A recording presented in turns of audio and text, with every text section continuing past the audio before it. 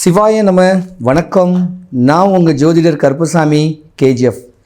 Next gen சேனலை பார்த்துட்டு இருக்கிற அனைவருக்கும் வணக்கம். இன்றைக்கி என்ன தலைப்புன்னு கேட்டிங்கன்னா, ராகு கேது பெயர்ச்சி. பொதுவாகவே ராகு கேது பெயர்ச்சின்னு கேட்டாவே ஒரு யோகத்தை கொடுக்க போகுதுன்னு சொல்லக்கூடிய அர்த்தம்தான் ராகு கேது பெயர்ச்சி. ராகு யாருன்னா ஜாதகருடைய அப்பாவுடைய அப்பா.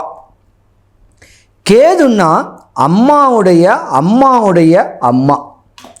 அப்போ ஜாதகத்தில் ராகு பகவான் பலமாக இருந்துருச்சுன்னா பெரிய பெரிய ரிசார்ட்டு, ஹோட்டல்ஸு, 3 அடுக்கு 4 அடுக்கு ஃப்ளாட்ஸ் கட்டக்கூடிய அமைப்பு, ஏக்கர் கணக்கில் இடம் வாங்கக்கூடிய ஒரு தன்மை, இப்படி யோகங்களே அள்ளி கொடுக்கக்கூடிய ராகு பலமாக இருந்தால் வெளிநாட்டு தொடர்புடைய ஒரு வேலை, வெளிநாட்டு பிரவேசம், உள்நாட்டிலிருந்து வெளிநாட்டு பிரவேசம் பண்ணுறதுக்கு ராகுவுடைய தன்மை வேணும். சந்திரன் சொல்லக்கூடியது பாஸ்போர்ட்டு, ராகுன்னு கேட்குறது வெளிநாட்டுக்கு போகக்கூடிய ஊந்துதல் பண்ணக்கூடிய ஒரு தன்மை தான் ராகு பகவான். பொதுவாக இந்த ராகு பகவான் கேட்கக்கூடியது பார்த்திங்கன்னா, ஒரு பிஸ்னஸை பார்த்திங்கன்னா இல்லை கோடி கணக்கில் டேர்ன் ஓவர் பண்ணுறாங்கல்ல, இவங்களுக்கெல்லாம் ராகு பலமாகவே இருக்கும்.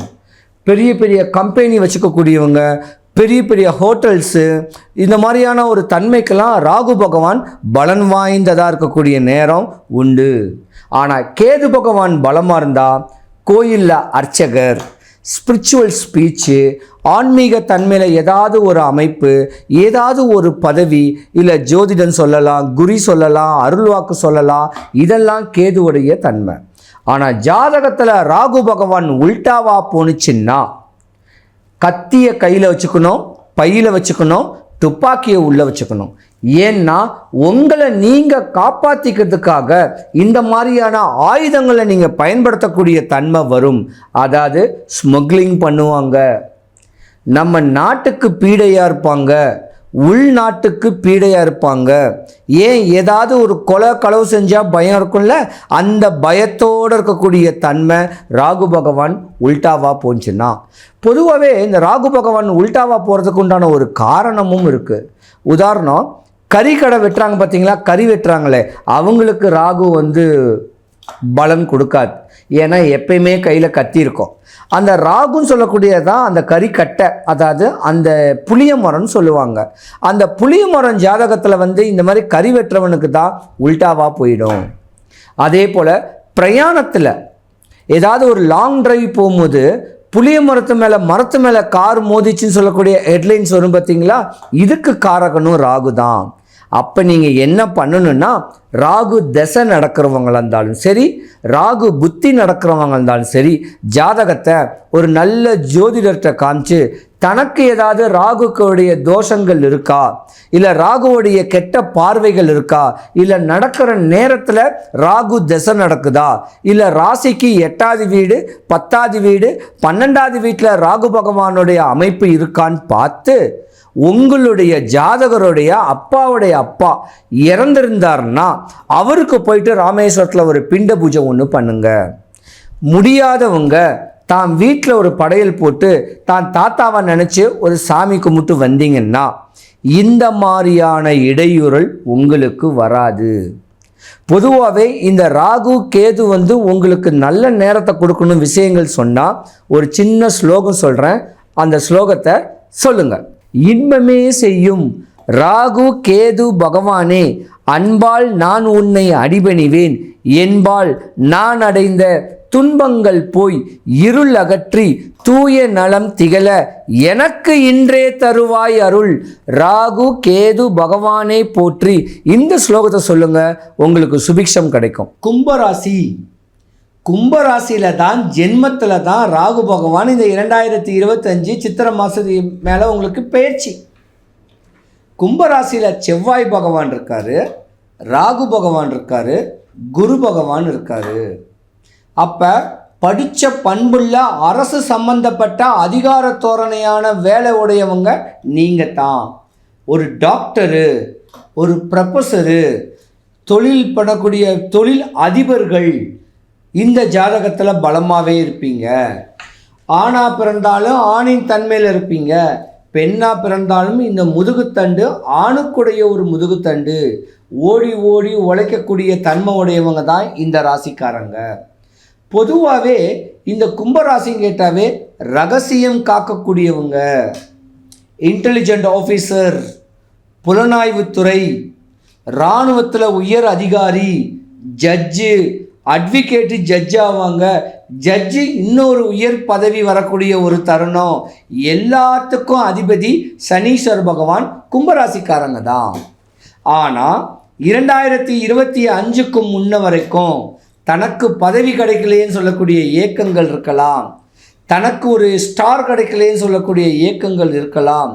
ஆனால் கும்பராசியை பொறுத்த வரைக்கும் கணவன் மனைவிக்குள்ள கருத்து வேறுபாட்டில் இருக்கக்கூடிய தருணங்கள் நிறையாவே இருக்குது. கும்பராசியை பொறுத்த வரைக்கும் பெண்கள் தாங்க பாவம். ஏன்னா படித்த படிப்புக்கு உண்டான வேலை கிடச்சி அரசு சம்பந்தப்பட்டதில் அதிகார தோரணையான அற்புதமான வேலை அமைஞ்சாலும் இல்லறம் நல்லறமாக அமைகிறது கொஞ்சம் கஷ்டம். உங்களுடைய தன்மைக்கு எதிர்பார்த்து உங்களுடைய அமைப்புக்கு ஏற்ற கணவன் அமைகிறது கொஞ்சம் கஷ்டம். இருந்தாலும் அனுசரித்து தான் நீங்கள் போகணும். கணவனோட அதிகமாக சம்பளம் வாங்கக்கூடியவங்க தான் கும்பராசி பெண்கள். அதனால் அனுசரணையாக இருந்து உங்கள் பிள்ளை குட்டிங்களோட சந்தோஷமாக வாழக்கூடிய தருணம்.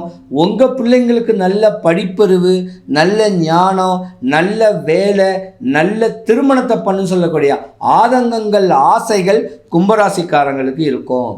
ஆனால் கும்பராசியை பொறுத்த வரைக்கும் இருதாரத்து தோஷங்கள் வர வாய்ப்பு இருக்குது. கும்பராசி உள்ள ஆண்கள் கொஞ்சம் சுகபோகின்னு சொல்லலாம். ஆனால் மனைவிக்கு துரோகம் பண்ணக்கூடிய அளவுக்கு கும்பராசியில் உள்ள ஆண்கள் இருந்தீங்கன்னா உங்கள் சாம்ராஜ்யம் சரிஞ்சு போகும்.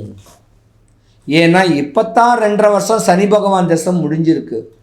சந்தோஷமாக வாழுங்க. கடன், நோய், வறுமை, பயம் இல்லாமல் கடன் இல்லாத வாழ்க்கை வாழ்ந்தீங்கன்னா நீங்கள் தாங்க உயர்ந்த இடத்துக்கு போவீங்க. ஏக்கர் கணக்கில் இடம் வாங்கி அதை இடத்த கூறு போட்டு விற்கக்கூடிய தன்மை உடையவங்களும் நீங்கள் தான்.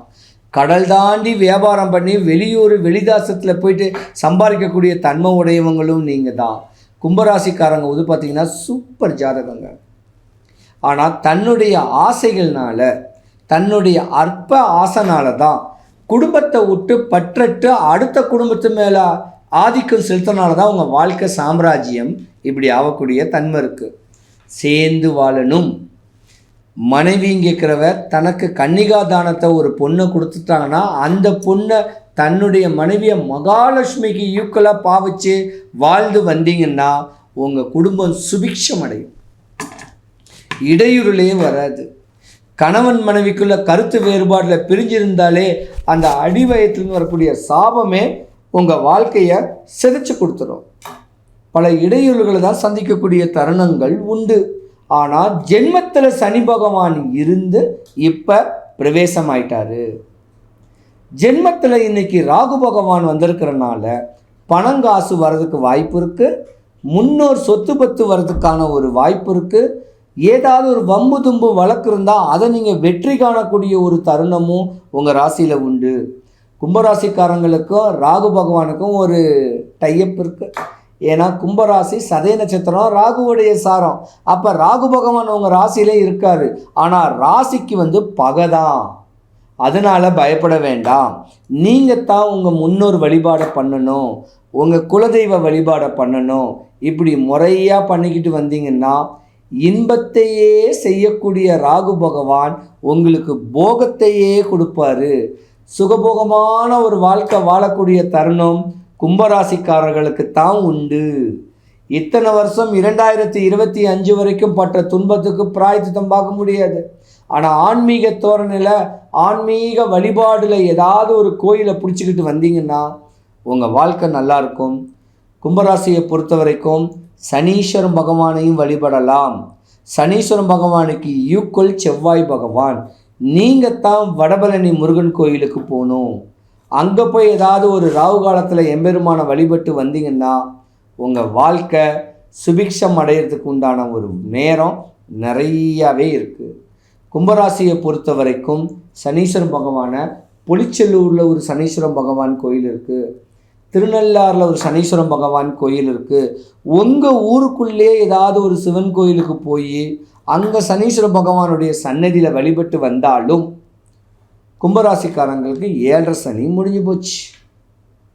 இருந்தாலும் கும்பராசி அன்பர்கள் அனைவருக்கும் சுபிக்ஷம், ஐஸ்வர்யம், கடாட்சியம் கிடைக்க வடபழனி ஆண்டவனுடைய அனுகிரகம் உங்களுக்கு பரிபூர்ணமாக கிடைக்கணும்.